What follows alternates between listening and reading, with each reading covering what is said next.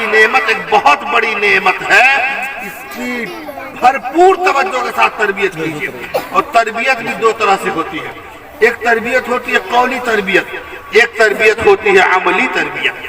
قولی تربیت اور عملی تربیت کا مطلب کیا ہوا کہ مان لیجئے میں مثال کے طور پر نیتا جی کو لے رہا ہوں، مثال کے طور پر ابھی انہی سے ملاقات ہوئی، انہی کو جانتا ہوں، باقی سب کو تو میں جانتا نہیں. اب نیتا جی صاحب اولاد ہیں، اذان ہو گئی، بیٹا کو کرے چل نماز پڑھنے. تو بیٹا پر نماز فرض ہے، آپ پر کیوں نہیں فرض ہے؟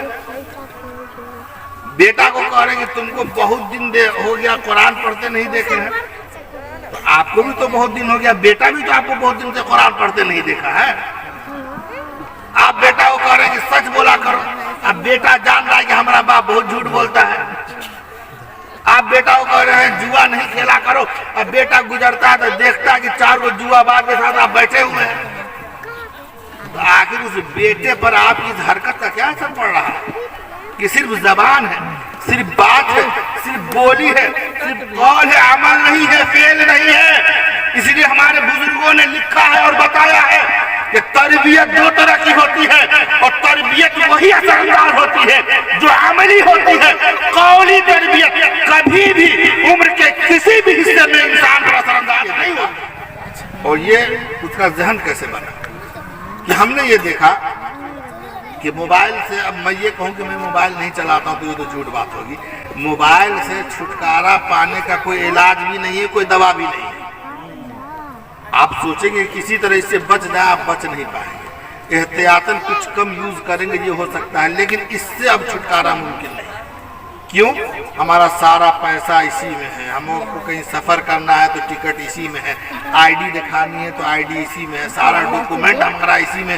یہی ایک لے کے چلتے ہیں. ہمارے جیب میں ابھی صرف 30 روپیہ ہے، صرف 30 روپیہ ہے بس. آپ دیکھ سکتے ہیں. مگر موبائل میں کتنا یہ نہیں بتاؤں گا. تو موبائل کا شوقین تھا، میں چلاتا تھا، اور اتفاق سے کہ محترمہ بھی ہماری اسی لت کی شکار تھی، اور ہم دونوں کے بیچ میں ہماری بیٹی. اب اس نے کیا کیا کہ روتی تھی نا تو موبائل دیتا تھا تب چپ ہوتی تھی.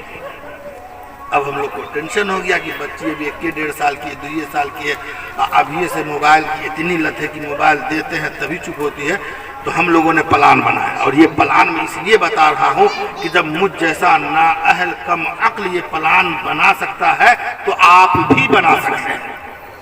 بس اسی لیے تجربہ شیئر کر رہا ہوں کہ ہمارے جو صدر المدرسین تھے سابق اشرفیہ کے محمد احمد مصباحی، وہ اکثر فرمایا کرتے تھے کہ دوسروں کے تجربے سے فائدہ اٹھا، خود کو تجربہ گاہ نہ بنا.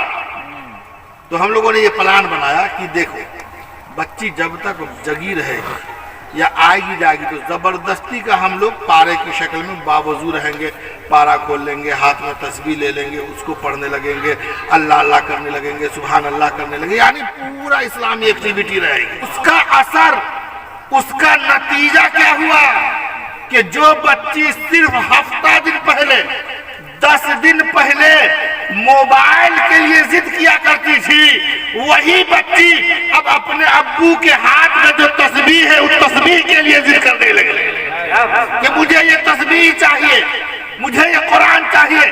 مجھ کو دیکھتی تھی کہ مصلی پر بیٹھ رہا ہوں میں، تو میں نہیں بھی رہتا تھا تو مصلی بچھا کے بیٹھ جاتا تھا.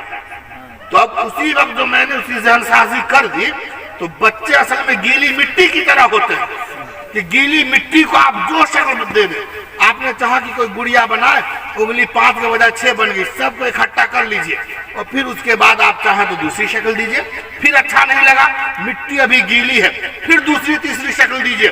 لیکن ایک مرتبہ فائنل ٹچ دینے کے بعد اگر آپ نے اسے سکھا دیا، اب اگر آپ اس کی شکل و صورت چینج کرنا چاہیں گے وہ کھلونا ٹوٹ جائے گا، شکل دوسری اختیار نہیں کر پائے گا.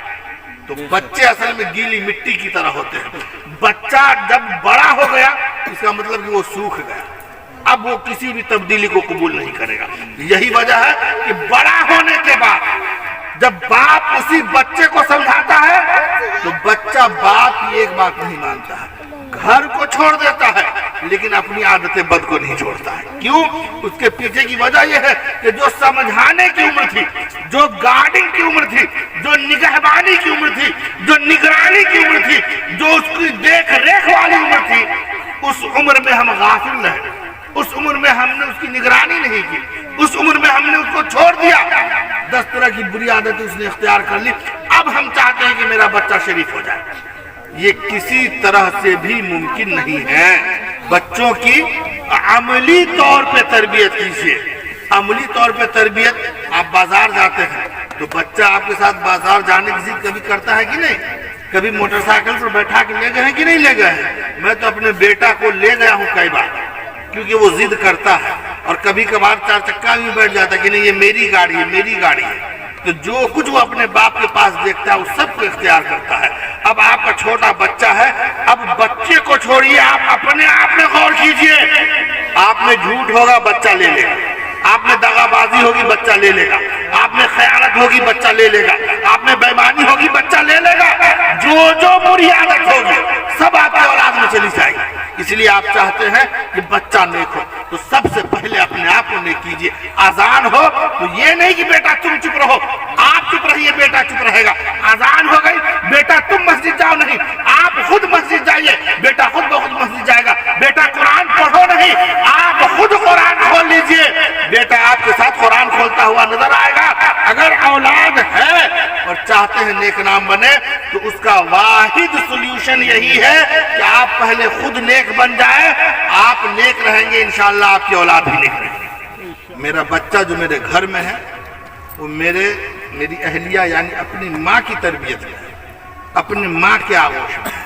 اگر اس کے اندر علم نہیں ہوگا نا تو پھر باپ چاہے جتنا بڑا عالم ہو، اس بات کا مکمل چانس ہے کہ ولی کے کوکھ میں شیطان پیدا ہو سکتا ہے، مکمل چانس ہے۔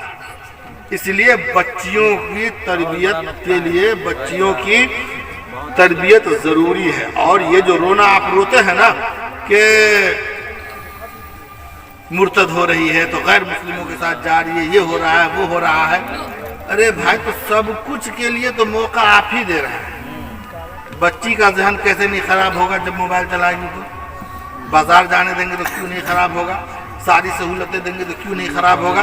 یعنی یہ ہوا کہ سارا غلط کام آپ نے کیا، ایک غلط کام اس نے کیا کہ آپ کے پوچھے بغیر گھر سے چلی گئی۔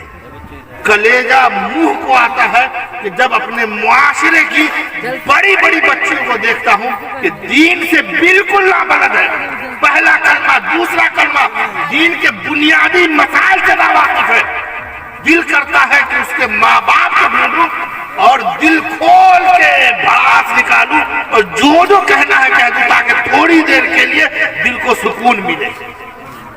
رے بھائی یہ اشرف المخلوقات ہے اور انسان ہے، اور انسان حقیقت میں انسان علم حاصل کرنے کے بعد آتا ہے۔